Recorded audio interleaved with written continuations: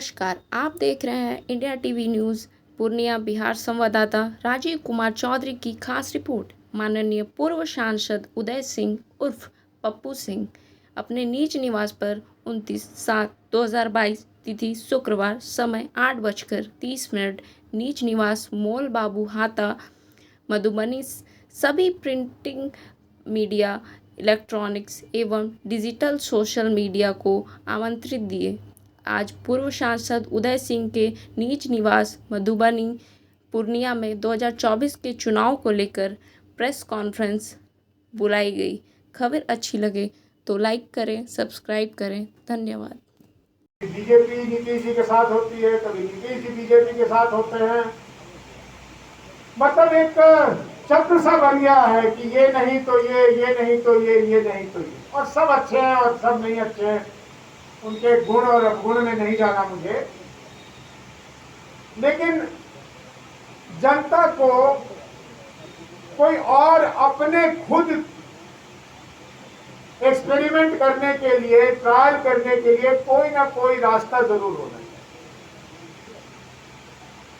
जनता को अपने लिए एक अच्छे राज्य की मांग करनी चाहिए। बहुत लोग कारण बताते हैं कि मैं आज यहाँ का सांसद इसलिए नहीं हूं कि मैंने जरूरत की थी कि नीतीश जी के खिलाफ मैंने वेदना प्रदर्शित किया। मौका मिलेगा तो एक और करूंगा, और मौका मिलेगा तो दो और करूंगा, क्योंकि जो वो मांग था वो यही जन स्वराज का मांग कि आप अपनी व्यवस्था को ठीक कर लें। आपसे कोई शिकायत थोड़ी है नीतीश जी से या सुशील मोदी जी से या किसी मोदी जी से, मुझे क्या शिकायत। लेकिन जनता की आवाज बनना तो मेरा कर्तव्य, मेरी जिम्मेदारी है। और उस समय तो औपचारिक जिम्मेदारी थी, आज तो अनौपचारिक है। आज मैं करूं ना करूं मेरी मर्जी है। उस दिन तो मेरी मर्जी भी नहीं थी, मैं सांसद था। और अगर सांसद के रूप में मेरे लोग परेशान थे तो उनका आवाज कौन उठाएगा? और क्या आवाज थी? शब्द कुछ और रहे हो, लेकिन मांग स्वराज की थी कि राज्य की गड़बड़ी को दूर कर दीजिए। आप हमारे सर्वमान्य नेता हैं, हम आपके नेतृत्व को स्वीकारते हैं, लेकिन अपनी व्यवस्था को ठीक कर दीजिए। आज इतने वर्षों बाद, इतने सरकारों के बाद सांसद कोई और हैं, सारी विधि व्यवस्था बदल गई, लेकिन आज भी जब मैं पूर्णिया में रहता हूं तो वही सुनने को मिलता है ना कि व्यवस्था अच्छी। पूछा 2024 के लिए और प्रशांत किशोर जी के पहले प्रश्न का उत्तर, ये मेरी दिली ख्वाहिश रही है 2014 के बाद से कि पूरे बिहार में, एक तरह से पूरे देश में, लेकिन अगर निगाह को और संकीर्ण करें तो मेरे पूर्णिया में या सीमांचल में अच्छे नेतृत्व की भारी कमी है। और परिस्थिति वश जो नेतृत्व सामने आता है समय समय पर, कोई किसी जनप्रतिनिधि के रूप में या किसी और रूप में, मोटे तौर पे देखा गया है कि वो यहाँ के जनता के मन अनुरूप काम नहीं कर सकते। जनता में एक कमी हमेशा महसूस होती रहती है कि काश हमारे नेतृत्व में कुछ और गुण होते। और मैं इसका हमेशा पक्षधर रहा हूं कि ये हम सभी लोगों की जो राजनीति में हैं और सीनियर है। मुझे ये नहीं भूलना चाहिए कि जब मैं 1977 में यहाँ माँ के साथ आया था, उस समय से लेकर अब ये 2022 की ईस्वी हो गई, तो मेरी भी उम्र बड़ी ही होगी। मैं उतने ही उम्र का नहीं हूँगा जितना 1977 में था। इसलिए ये मेरी भी जिम्मेदारी है और अन्य लोगों की भी जिम्मेदारी है कि पूर्णिया में अच्छे लोगों की तलाश की जाए, जो आने वाले समय में अलग अलग जगहों पर अपनी जिम्मेदारी लेकर जाएं और उसका अच्छी ढंग से निर्वहन करें। मैं 2019 में कहा, 2024 में कहा और 2022 में कह रहा हूं कि मैं तलाश रहा हूं कि अगर मुझे 1, 2, 4, 5 अच्छे व्यक्ति मिले जिनमें मेरी नजर से उनमें सांसद बनने का गुण होगा, तो मैं प्रयास करूंगा कि वैसे व्यक्ति को मैं आगे उठाऊं, आगे ले जाऊं। और ऐसी परिस्थिति में शायद मैं 2024 का चुनाव नहीं लड़ूं, लेकिन पूर्णिया को रिक्त नहीं छोड़ूंगा। अगर किसी कारण मुझे उस तरह के कोई व्यक्ति या अनेक व्यक्ति नहीं मिले जिससे मैं चयन कर सकता हूं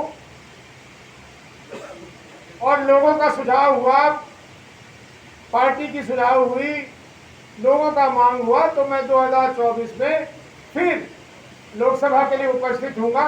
लेकिन अगर आप पूछें कि मेरी ख्वाहिश क्या है, तो मेरी ख्वाहिश सच में यही है कि अगर मुझे कोई व्यक्ति मिलता है जिसके ऊपर मैं ये सोच सकता हूं कि ये पूर्णिया का देख रेख कर सकता है सच मायने में,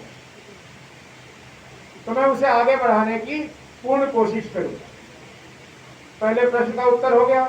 दूसरा प्रश्न, प्रशांत किशोर जी इस देश के जाने माने राजनीतिक विशेषज्ञ कहिए या स्ट्रेटेजिस्ट कहिए या जो भी कहिए वो हैं, और उनका एक बहुत अच्छा ट्रैक रिकॉर्ड भी रहा है, चाहे वो मोदी जी का चुनाव हो या अन्य लोगों का चुनाव हो या मोदी जी के खिलाफ का चुनाव। 2015 में बिहार में महागठबंधन की संरचना और उसकी कामयाबी के लिए प्रशांत किशोर जी को बहुत बड़ा श्रेय जाता है।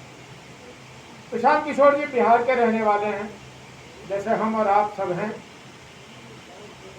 और देश के साथ साथ बिहार की हम लोगों को चिंता है,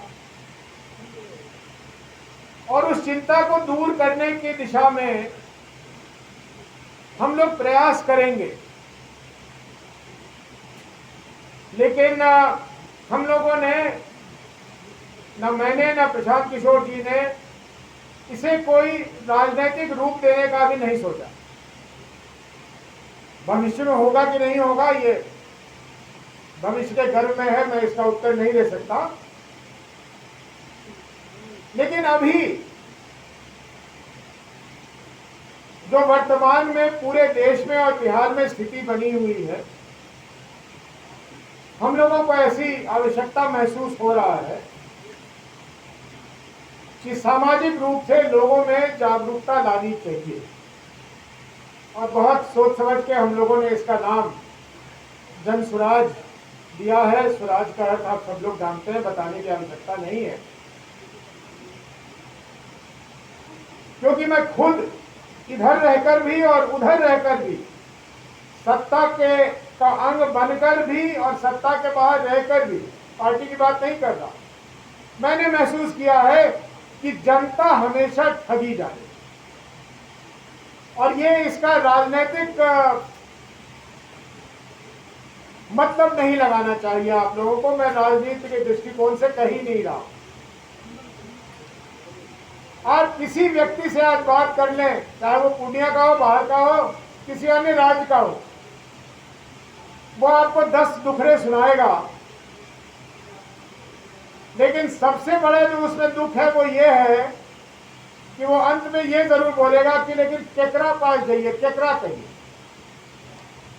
किसको कहूं। जब किसी भी देश की जनता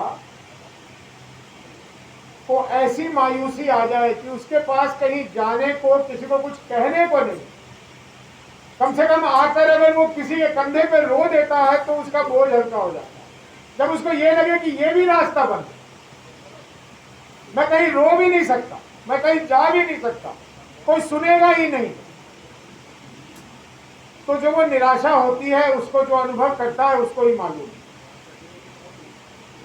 और इस कारण प्रशांत किशोर जी ने मुहिम शुरू किया है, मैं उसका हिस्सा हूं, और हम लोग इसको आगे बढ़ाएंगे। उन्होंने तो ये भी कहा है कि 2 अक्टूबर से वो पद यात्रा शुरू करेंगे, वो जरूर करेंगे, अपने बात के बहुत पक्के हैं। पद यात्रा में सांकेतिक तो मैं भी जाऊंगा, लेकिन मुझे नहीं लगता कि मेरी व्यवस्था अब ये इजाजत देगी कि मैं 3500 किलोमीटर पैदल चलूं, लेकिन सांकेतिक रूप से मैं उसमें जरूर रहूंगा। और उनका भी कार्यक्रम वो जल्द अपने आप सब जगह जा ही रहे हैं, वो पूर्णिया भी आएंगे और सीमांचल भी आएंगे और आप लोगों से